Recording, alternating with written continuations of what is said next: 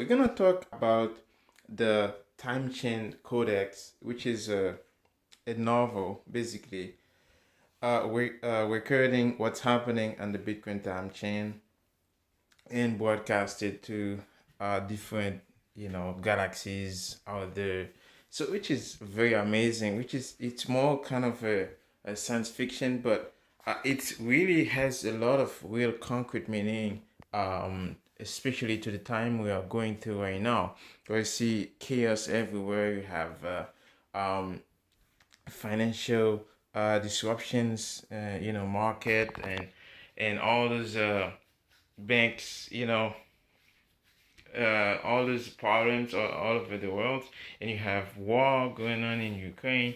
So it's a this time change, and I feel so compelled to show you guys what this, because I just find it and I feel like, hey, I have to share that to my audience. So yeah, you have you have let me read a few so you can have an understanding. I'm gonna put the link below, you can read yourself. And you look at this. Bitcoin came into existence at just the right moment in human history. And then when you go down, you have the Bitcoin sign over there. And then you have in the years following Bitcoin's release, so its adoption rise as political tensions on the world stage escalated dangerously. As you can see right now, you have like war in Ukraine, you have like potential nuclear war. We have like they started to train people about how they can protect themselves if there's a nuclear strike, something, right? So they get trying to get people ready for such wars, right? Like radiation impact, stuff like that. So those are the like situation we start to be in, like the fear level over here.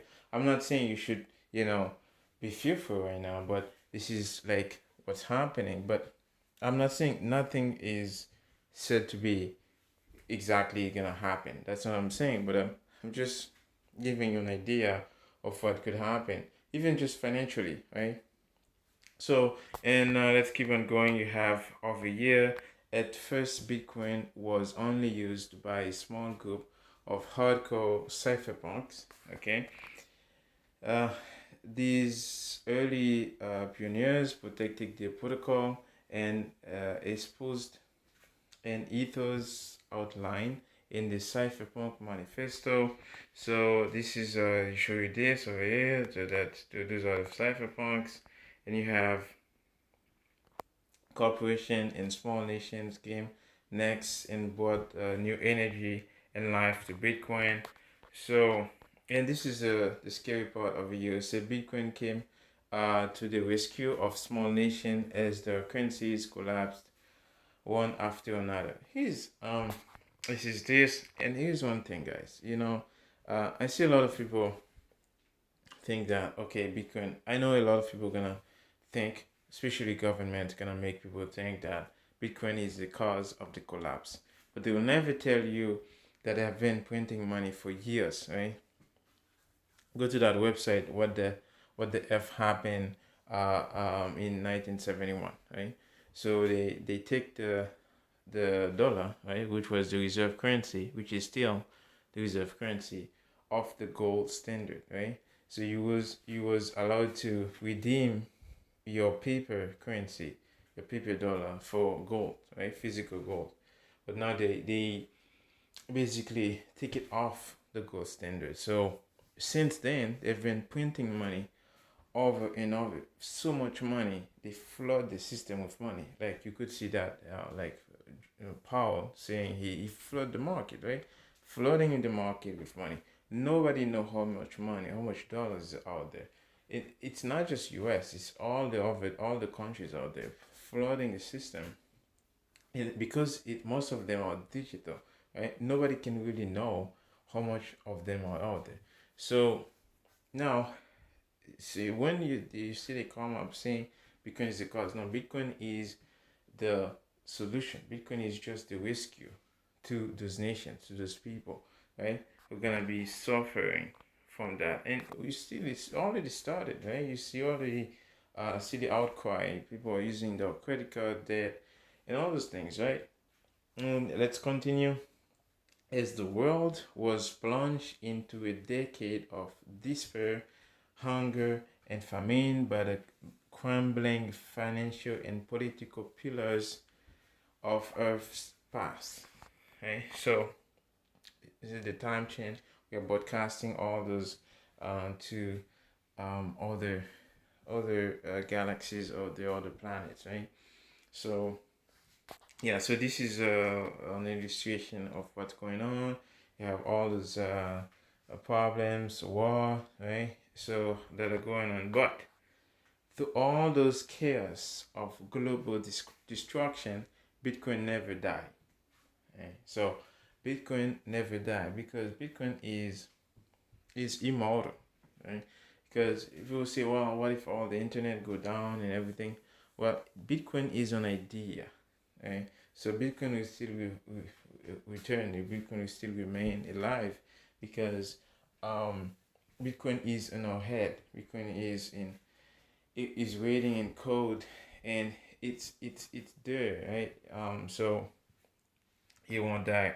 So in fact, Bitcoin only became stronger as time marched on. Okay, so you know what a non-biological thing, when the longer they survive, and it's the longer they're gonna keep on surviving. So as humans always do, we recovered from the collapse and soon began rebuilding civilization under a Bitcoin standard. Right, all this destruction that happening right now, all destructions, right? It's because of the fiat standard, right? The fiat system caused all the war, right? All those war, they are being funded by fiat, right?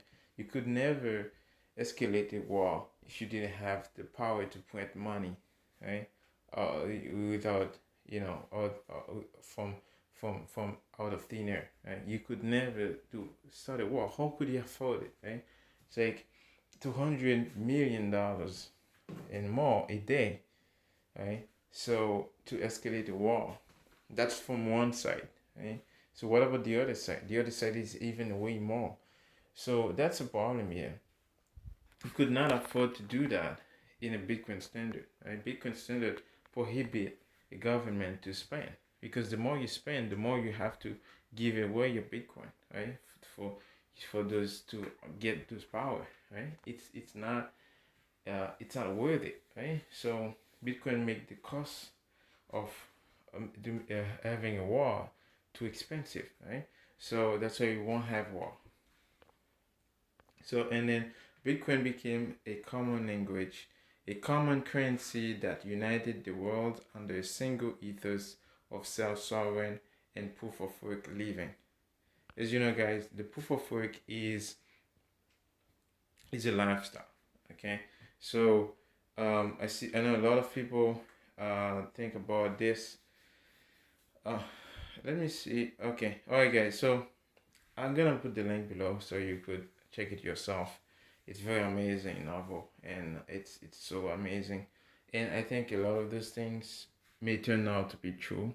Right? It's a novel, right? It's not like anything that's gonna happen. Or this may or not, right? But this is give you an idea of what could happen. So, anyways, guys, this was Bike Over. I'll see you again.